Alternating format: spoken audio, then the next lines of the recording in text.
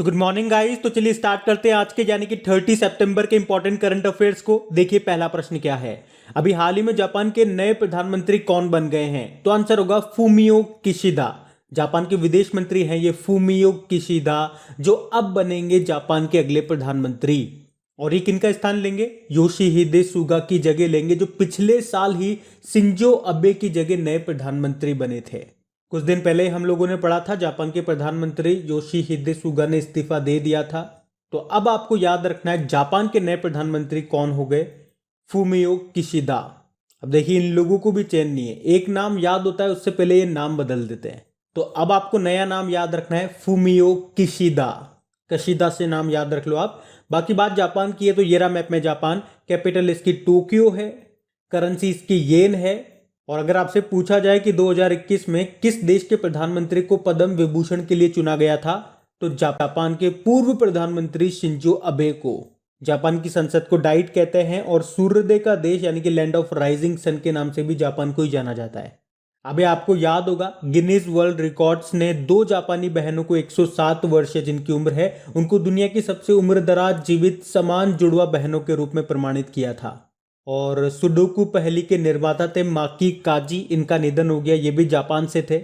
उसके अलावा जापान का एक सुपर कंप्यूटर है जिसका नाम है फुगाकू, जो कि दुनिया का सबसे पावरफुल सुपर कंप्यूटर है। और फुगाकू से आपको याद आएगा फुकुओका ग्रैंड पुरस्कार, ये मिला था पी साईनाथ को। जापान के साथ कौन कौन से एक्सरसाइज करते हैं हम? धर्मा गार्जन करते हैं, जिमेक्स करते हैं, शिन्यू मैत्री करते हैं और सहयोग काजिन भी करते हैं। उसके अलावा याद रखना 5 आइज नेटवर्क के 36 सदस्य के रूप में शामिल होगा कौन सा देश? जापान। अभी तक इसमें कौन कौन से देश थे? ऑस्ट्रेलिया, ब्रिटेन, कनाडा, न्यूजीलैंड और यूएसए। अब होगा जापान इसमें शामिल, तो ये ध्यान रखना। बढ़ते आगे। फिर बताइए अभी हाल ही में संविधान, संस्कृति और राष्ट्र नाम की बुक के लेखक कौन है? तो आंसर होगा कलराज मिश्र। और कलराज मिश्र ये कहाँ के गवर्नर है? राजस्थान के। तो अभी हमारे जो वाइस प्रेसिडेंट है एम वेंकैया नायडू, उन्होंने इस बुक को लॉन्च किया है जिसका नाम है संविधान, संस्कृति और राष्ट्र, जिसे लिखा है राजस्थान के राज्यपाल कलराज मिश्र ने। बाकी कुलप्रीत यादव, इन्होंने बुक लिखी है the battle of Rezang law. और ये रेजोंग लॉ हो गया या उमलिंग लॉ दर्रा हो गया, ये सब आपको मिलेंगे लद्दाख में। Subramanian Swamy, human rights and terrorism in India नाम की बुक लिखी। Jhumpa Lahiri, translating myself and others नाम की बुक लिखी थी। और हाँ गाइस, देखिए इंडिया के टॉप बैंक एडुकेटर्स एक बार फिर अनअकैडमी पर आपके लिए ला रहे हैं ढेर सारी फ्री क्लासेस। तो अनअकैडमी की हर क्लास कंडक्ट की जाती है आपके बैंक की हर परीक्षा की तैयारी को और भी ज्यादा मजबूत करने के लिए। और ये सारी फ्री क्लासेस आपको मिलेंगे अनअकैडमी पर, जहां पर आप अपने फेवरेट टीचर के साथ अपने घर से अपने पर्सनल शेड्यूल के हिसाब से पढ़ सकते हैं। और अनअकैडमी की हर क्लास आप लाइव नहीं तो बाद में रिकॉर्डेड सेशन के द्वारा भी अटेंड कर सकते हैं। और अगर आप चाहें तो क्लास को डाउनलोड करके ऑफलाइन भी देख सकते हैं। और आप लाइव क्लास में आस्क अ डाउट फीचर के द्वारा टीचर से अपने डाउट भी क्लियर करवा सकते हैं। और आप लाइव क्विजेज और टेस्ट सेशन भी अटेंड कर सकते हैं, जहां पर आपको अपनी लाइव रैंकिंग भी देखने को मिलेगी। और अनअकैडमी पर टोटल 12 भाषाओं में क्लासेस कंडक्ट होती है, तो आप अपनी फेवरेट भाषा में क्लास अटेंड कर सकते हैं। आप अपने टीचर के साथ इंटरेक्ट कर सकते हैं, लाइव पोल में पार्ट ले सकते हैं। और ये सभी फीचर आपको मिलेंगे एक ही प्लेटफॉर्म पर, एक ही सब्सक्रिप्शन के साथ। तो आज ही सब्सक्राइब करें अनअकैडमी पर और इन सभी बेनिफिट्स का लाभ उठाइए। और हाँ देखिए, अगर आप मेरा कोड जो कि है क्रेक एग्जाम 10 यूज करते हैं तो आपको एडिशनल 10% का इंस्टेंट डिस्काउंट भी मिलता है। तो आपको इन सभी क्लासेस के जो लिंक हैं वो नीचे डिस्क्रिप्शन में मिल जाएंगे, तो वहां जाकर के आप इन सबका बेनिफिट उठा सकते हैं। अभी हम बढ़ते हैं आगे। फिर बताइए अभी हाल ही में किस राज्य की जुडिमा राइस वाइन को जीआई टैग मिला है? तो आंसर होगा असम। तो जुडिमा राइस वाइन ये असम की है और पूर्वोत्तर की पहली शराब है जिसे जीआई टैग मिला है। इसे जुडिमा चावल से बनाया गया है। और किसने बनाया या किसके द्वारा बनाया जाता है? तो दिमासा समुदाय के द्वारा इसको बनाया जाता है। तो ये 2-3 पॉइंट आप याद रखना कि जुडिमा राइस वाइन ये कहां की है? असम की है। पूर्वोत्तर की पहली शराब है जिसको जीआई टैग मिला। किससे बनती है? जुडिमा चावल से बनती है। कौन बनाता है? दिमिसा समुदाय बनाता है। और पहला जीआई टैग किसको मिला था? सन 2004-5 में मिला था दार्जिलिंग की चाय को, जो कि है पश्चिम बंगाल की। जीआई टैग किसी प्रोडक्ट को मिलता है तो कितने सालों के लिए वैलिड रहता है? 10 सालों के लिए। पेटेंट दिया जाता है तो वो 20 सालों के लिए रहता है। अभी कुछ दिन पहले ही हमने पढ़ा था, राजस्थान की सोजत मेहंदी को जीआई टैग मिला था, नागालैंड की ककड़ी को जीआई टैग मिला था। उसी तरह से अगर मैं आपसे पूछूं अभी किस राज्य की इरूड़ की हल्दी को जीआई टैग मिला था, तो तमिलनाडु आंसर होगा। किस राज्य की सांगली हल्दी को जीआई टैग मिला था, तो महाराष्ट्र आंसर होगा। और किस राज्य की कंदमाल हल्दी को जीआई टैग मिला था, तो उड़ीसा आंसर होगा। उसी तरह से अभी शाही लीची ये कहाँ की है? बिहार की है, जिनको जीआई टैग मिला था। और तेजपुर लीची असम की है। उसके अलावा बिहार से मधुबनी पेंटिंग हो गया, सिलाऊ खाजा हो गया, कतरनी चावल हो गया, ये सब बिहार के हैं। और चावल से याद आएगा आपको मणिपुर के काले चावल, जिनको जीआई टैग मिला था। कर्नाटक की सिरसी सुपारी को जीआई टैग मिला था। और केरल की है तिरूर सुपारी, जिसको जीआई टैग मिला था। केरल की रोबस्टा कॉफी को भी जीआई टैग मिला था। केरल की मयूर गुड़ को भी जीआई टैग मिल चुका है। तमिलनाडु से याद आएगा डिंडीगुल के ताले हो गए, कंडांगी साड़ियाँ हो गई, पलानी पंचमेड़थम प्रसाद हो गया, कड़कनाथ मुर्गा ये मध्य प्रदेश का है। झारखंड की सोहराई खोवर पेंटिंग हो गई, जिसको जीआई टैग मिला था। गोरखपुर के टेराकोटा को जीआई टैग मिला था। तो ये कुछ पॉइंट्स हो गए जो हमने करंट अफेयर्स में पढ़े थे, इनको ध्यान रखना। अच्छा, यहाँ पे बात असम की है ना, असम से एक प्रश्न मैं आपसे पूछता हूँ। आप बताओ अभी असम की सरकार ने किसे लोकप्रिय गोपीनाथ बारदोलाई पुरस्कार से सम्मानित किया है? मोस्ट इंपॉर्टेंट क्वेश्चन है, इसका आंसर दो कमेंट बॉक्स में। अभी हम बढ़ते हैं आगे। फिर बताइए अभी हाल ही में विश्व हृदय दिवस ये कब मनाया गया? तो आंसर होगा 29 सितंबर को। हर साल 29 सितंबर को वर्ल्ड हार्ट डे के रूप में मनाया जाता है, ताकि लोगों को हृदय रोग और उससे संबंधित स्वास्थ्य मुद्दों के बारे में जागरूक किया जा सके। इस बार इसकी थीम क्या रही? Use heart to connect. अच्छा, हृदय से संबंधित अध्ययन को क्या कहा जाता है? कार्डियोलॉजी कहा जाता है। और एक प्रश्न काफी एग्जाम में आता है, साइंस से रिलेटेड प्रश्न है कि लव डव ध्वनि किसकी क्रिया के कारण होता है? तो हृदय, जिसे आप बोलते हो ना धक धक, वो होता है लव डव एक्चुअल में। और हृदय का एक्चुअल में काम क्या होता है? रक्त को शरीर के विभिन्न अंगों में पंप करना इसका काम होता है। वैसे वर्ल्ड हार्ट फेडरेशन का हेडक्वार्टर मिलेगा आपको जेनेवा स्विट्जरलैंड में, और उसके अध्यक्ष हैं राजीव गुप्ता। तो ये ध्यान रखना। बढ़ते आगे। फिर बताइए अभी हाल ही में ट्यूनीशिया की पहली महिला प्रधानमंत्री के रूप में किसे नामित किया गया? तो आंसर होगा नजला बोदेन को। तो ट्यूनीशिया के प्रेसिडेंट कौन है? कैस सैयद है। और अभी उन्होंने ही देश की पहली प्रधानमंत्री के रूप में नजला बोदेन रामधाने को नामित किया है। तो इनका नाम ध्यान रखना, नामधाने। मार्था कूम ये केन्या की पहली महिला चीफ जस्टिस बनी थी। वोजोसा उस्मानी कोसोवो की दूसरी महिला प्रेसिडेंट बनी थी। और सामिया सुलूहू हसन तंजानिया की पहली महिला प्रेसिडेंट बनी। ट्यूनीशिया ये एक नॉर्थ अफ्रीकन कंट्री है। तो ये रहा मैप में ट्यूनीशिया। कैपिटल ट्यूनिश है, प्रेसिडेंट है कैस सैयद। अब प्रधानमंत्री हो गई है यहाँ की पहली महिला है ये नजला बोदेन रामधाने। और करेंसी ट्यूनिशियन दिनार है ही सही। बढ़ते आगे। फिर बताइए अभी हाल ही में केंद्र सरकार ने मिड डे मील योजना का नाम बदलकर क्या कर दिया? तो आंसर होगा प्रधानमंत्री पोषण योजना। तो अभी केंद्र सरकार ने मिड डे मील योजना का नाम बदलकर प्रधानमंत्री पोषण स्कीम कर दिया है। ये योजना 5 सालों तक चलेगी और इस पर 1.31 लाख करोड़ रुपए खर्च किए जाएंगे। इसमें 11.2 लाख से ज्यादा सरकारी और सरकारी सहायता प्राप्त स्कूलों की पहली कक्षा से 8वीं कक्षा में पढ़ने वाले सभी बच्चों को मिड डे मील दिया जाएगा। तो ये हो गई प्रधानमंत्री पोषण योजना। एक पोषण अभियान शुरू हुआ था, याद है कब? 8 मार्च 2018 को अंतर्राष्ट्रीय महिला दिवस होता है 8 मार्च को। इसी दिन ये शुरू किया था। कहां से? राजस्थान के झुंझुनू से। और बताओ पोषण माह के रूप में हम कौन से माह को मनाते हैं? तो सितंबर को पोषण माह के रूप में मनाया जाता है। ध्यान रखना ये भी। बढ़ते हैं आगे। अच्छा बताइए अभी हाल ही में गुजरात की पहली महिला विधानसभा अध्यक्ष स्पीकर कौन बनी है? तो आंसर होगा नीमाबेन आचार्य।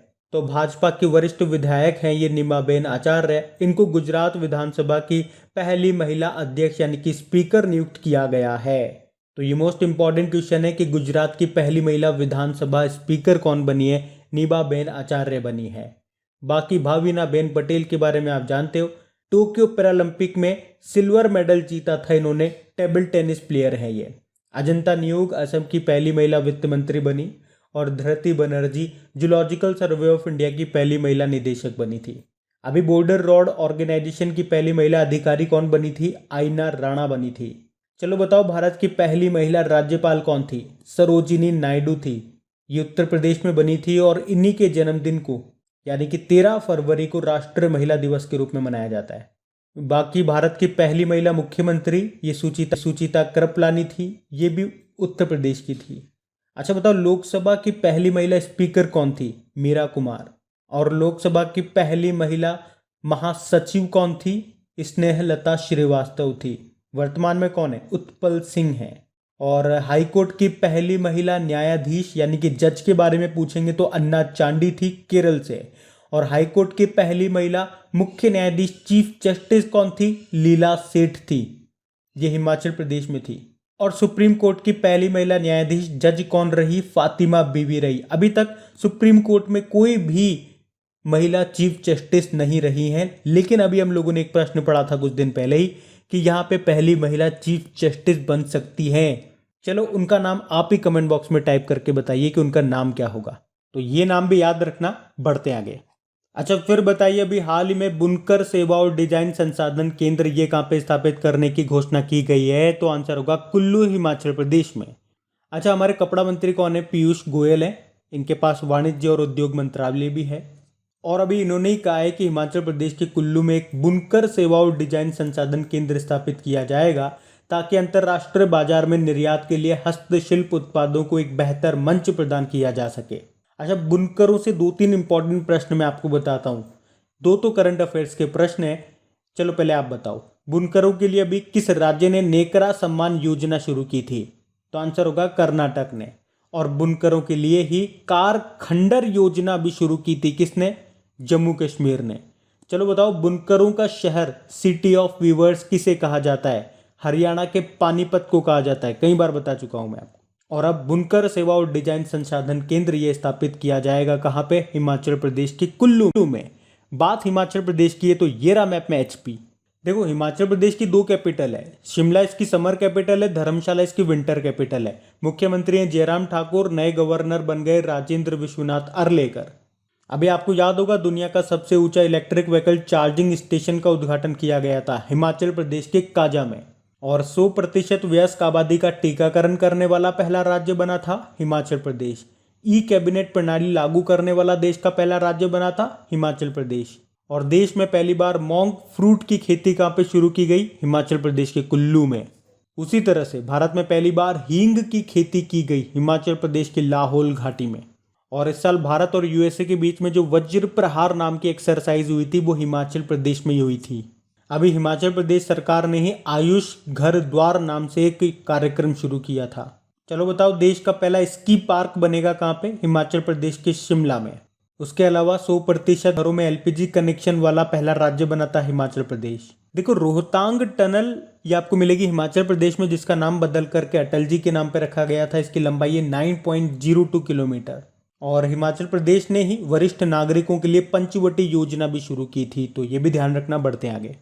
चलिए बताइए, अभी हाल ही में खाद्य हानि और अपशिष्ट के बारे में जागरूकता का अंतर्राष्ट्रीय दिवस कब मनाया गया? तो आंसर होगा 29 सितंबर को ही। तो खाद्य अपव्यय के मुद्दों को हल करने के वैश्विक प्रयासों को बढ़ावा देने और लागू करने के लिए 2020 से 29 सितंबर को international day of awareness of food loss and waste के रूप में मनाया जा रहा है।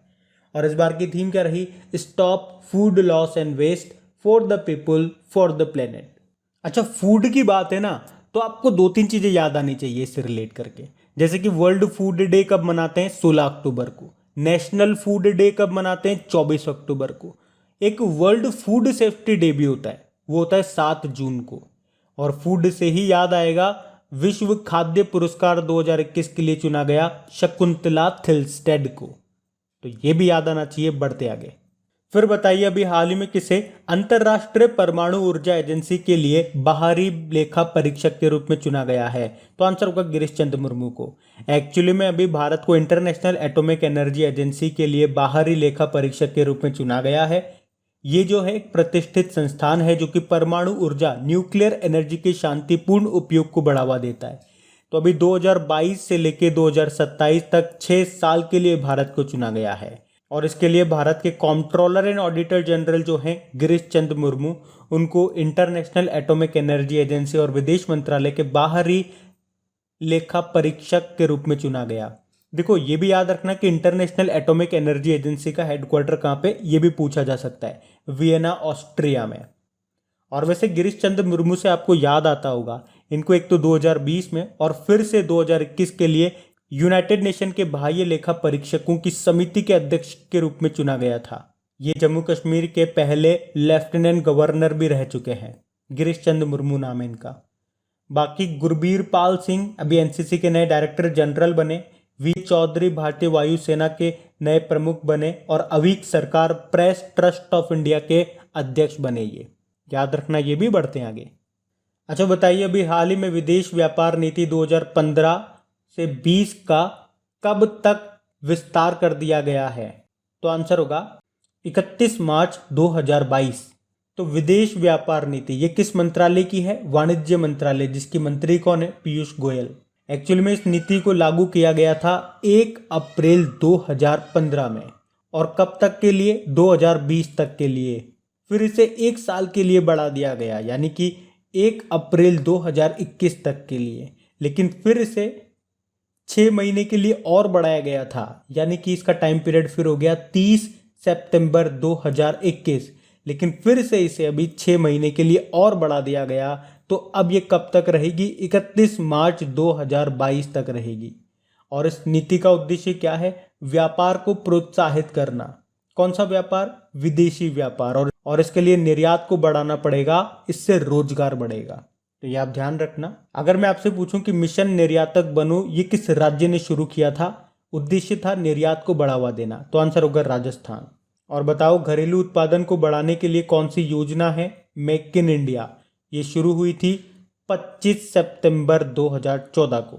और आप जानते हो ease of doing business report को ये जारी करता था वर्ल्ड बैंक, लेकिन अब उसने इसको बंद कर दिया है। और लास्ट इसकी जो रिपोर्ट आई थी उसमें भारत 63 नंबर पे था, टॉप पे न्यूजीलैंड था। और याद रखना 10 मानकों 10 आधार को ध्यान में रखते हुए ये रैंक तैयार की जाती थी। तो बात करेंगे कल के वीडियो में पूछे गए प्रश्न के उत्तर की। अच्छा, कल का होमवर्क प्रश्न तो लगाना भूल गए थे, तो ये रहा आपका आज का होमवर्क प्रश्न। और हाँ गाइज, अगर आपको सेशन अच्छा लगा है तो प्लीज वीडियो को लाइक करके अपने दोस्तों के साथ में इसको शेयर जरूर करना। जो भी आपका स्टडी ग्रुप हो गया वहां पे इस वीडियो के लिंक को एक बार प्लीज शेयर जरूर कर देना। और अगर आप में से कोई इस वीडियो को वेरी फर्स्ट टाइम देख रहा है तो आपको बता दूं, इन वीडियोस के साथ साथ आपके डेली करंट अफेयर्स का रिवीजन कराने के लिए एक ऑडियो भी मैं डेली तैयार कर रहा हूं। उस ऑडियो को आप जरूर सुना करें। उसका लिंक आपको कहां मिलेगा? नीचे डिस्क्रिप्शन में ऑडियो रिवीजन के नाम से। जब आप उस लिंक पे क्लिक करेंगे तो आपको मेरी ऑडियो प्रोफाइल मिल जाएगी। वहां पे फॉलो का बटन आएगा, उसे प्रेस करके पास में बेल आइकन को जरूर क्लिक कर लेना, क्योंकि जब भी इंपॉर्टेंट ऑडियोज अपलोड होंगे उनका नोटिफिकेशन आपको मिल सकेगा।